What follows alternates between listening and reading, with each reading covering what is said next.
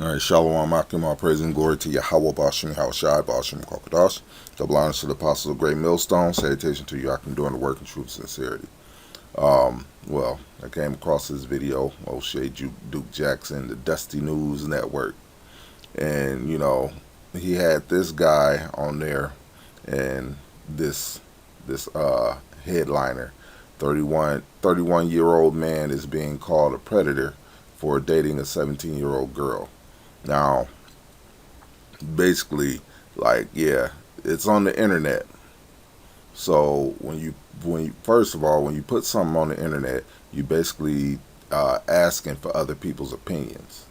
Because when you do this, everybody's gonna give their take on it. However, I'm gonna give a biblical take on it, and simply put, he ain't doing nothing wrong. That's the simple answer right there. He ain't doing nothing wrong. 31-year-old man with a 17-year-old girl, and obviously he probably wouldn't have put it up if it wasn't legal in his state. And I'm pretty sure he's probably in one of the southern states where the age of consent is 16. So so basically, that's basically my take on it. He ain't doing nothing wrong.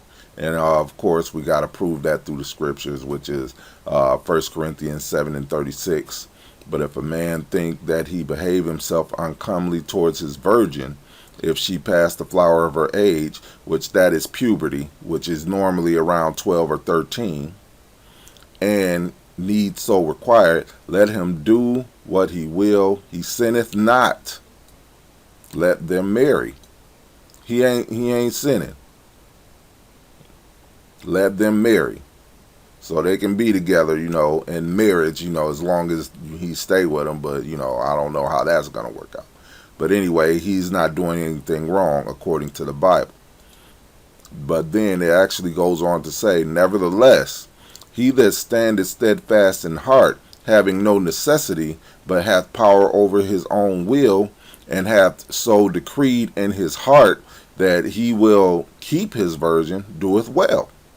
So, a man that will wait till they're a little bit older, if you got an espoused wife, that's, let's say you got her at 13 years old. If he say, hey, I'm going to wait till she's a bit older. I'm going to wait till she's 18, 19 years old before I go in unto her. He doeth well. So then he that giveth her in marriage doeth well. So he's not doing bad. He's doing well.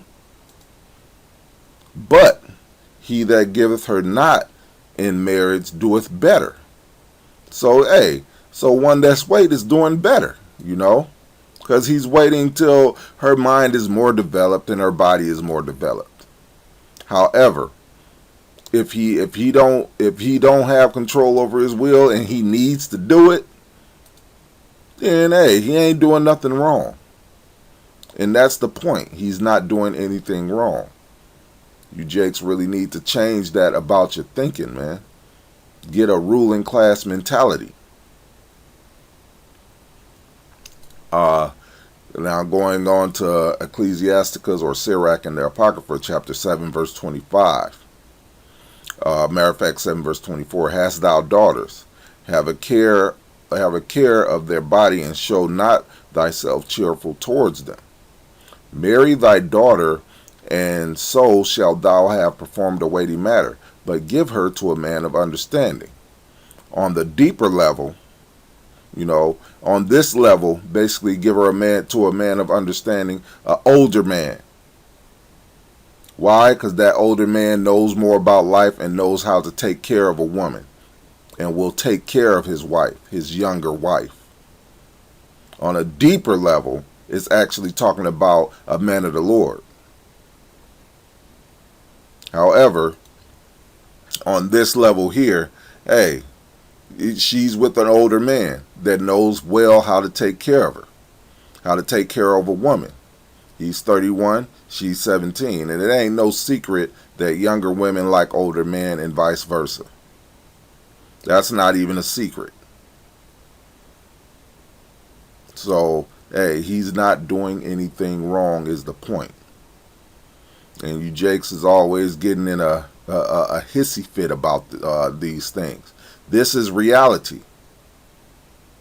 Younger women like older men, and older men like younger women.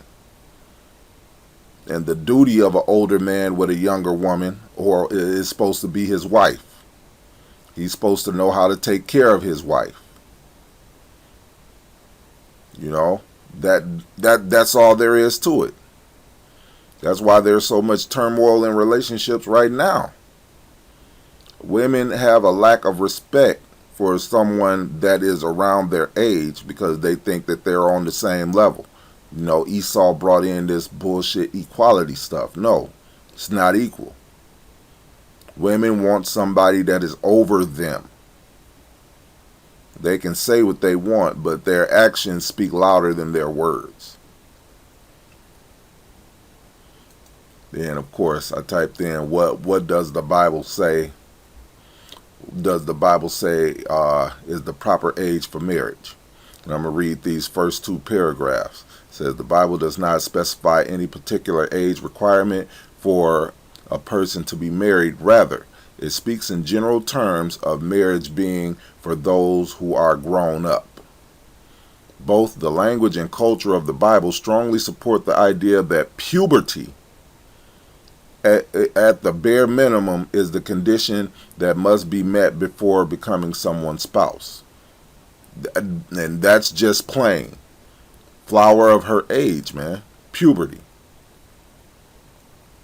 This fits with one of the historical purposes of marriage, conceiving and rearing children.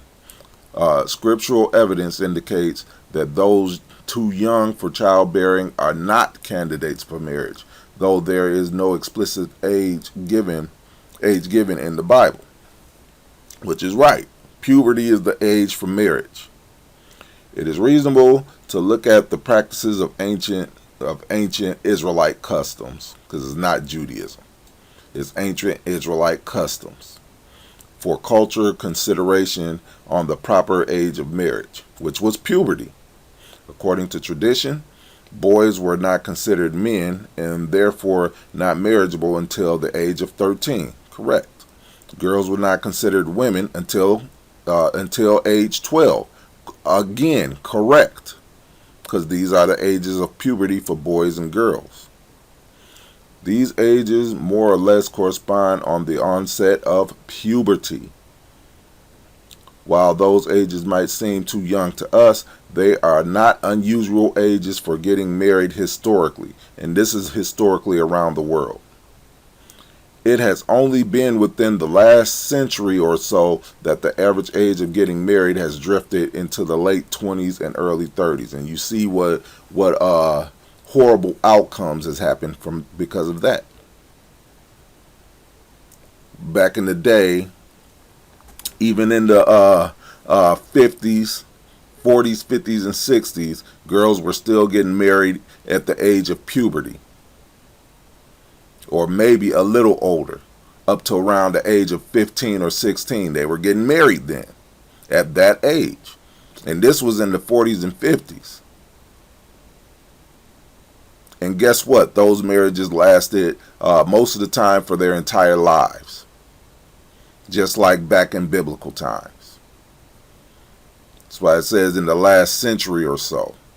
Because when the practice was still going on here in America, marriages still lasted. And the truth of the matter is, the reason why the age of consent really, not in the school books reasons where they say, oh, it was because it used to be 21 and all this other bullshit. They put it to 18 because young people could vote. No, that's the bullshit reason that they give you. The reason why they changed the age to so high is because of Jake was multiplying too much. Whether it be during slavery or soon after.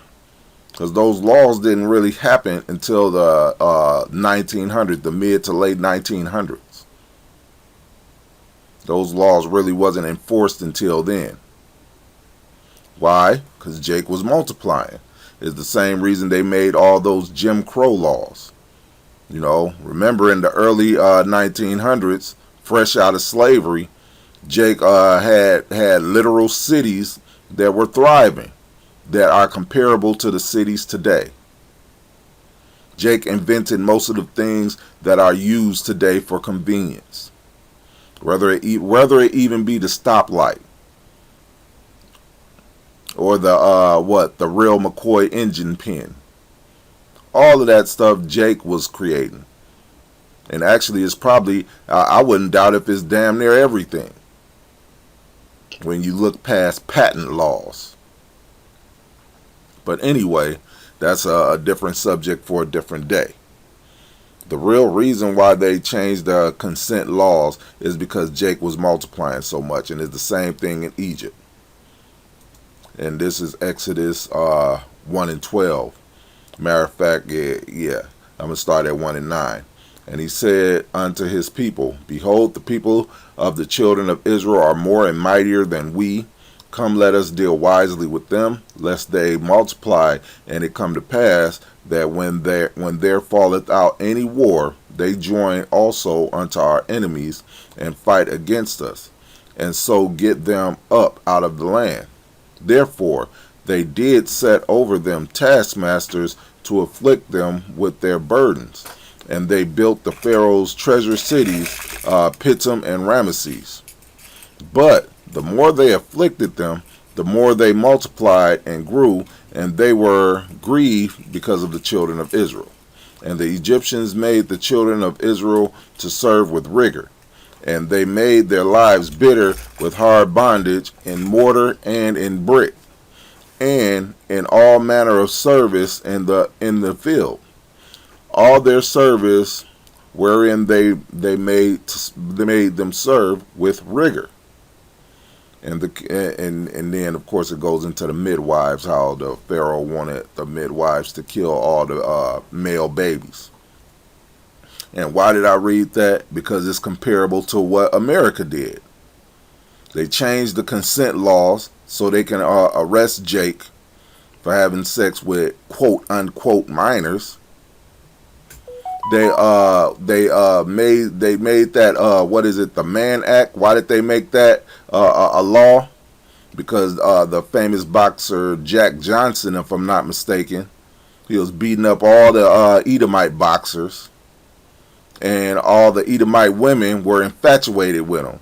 So everywhere he traveled to go beat up another Edomite, you know, these Edomite women that were infatuated with him, he'd lay down with them, he'd have sex with them. And Esau was mad about that. So he made a law. Hey, you go over any state line to have sex with a woman, you're under the mercy of the law now. They made that just because Jake was messing with Edomite women. Matter of fact, it's the same with all the Jim Crow laws. So it all makes sense. Basically to keep you Jakes under their foot. That's why that age of consent thing happened. And yes, an older man will always try to marry a younger woman. Most of the time. For the most part. In general, I should say. But you know, the point is, there is nothing wrong with this. That's the whole point. If a man can wait and control his will, that's fine. Wait. But if a man doesn't, it's not no problem either. And you Jakes really need to get out of that American mindset, man. And with that, the point was made. Till next time, all praise and glory to Yahweh Bashim, Yahweh Shai Bashim Kwakdash. Double honors to the apostles of Great Millstone. Salutation to you, Akim, doing the work in truth, sincerity. Until next time, Shalom.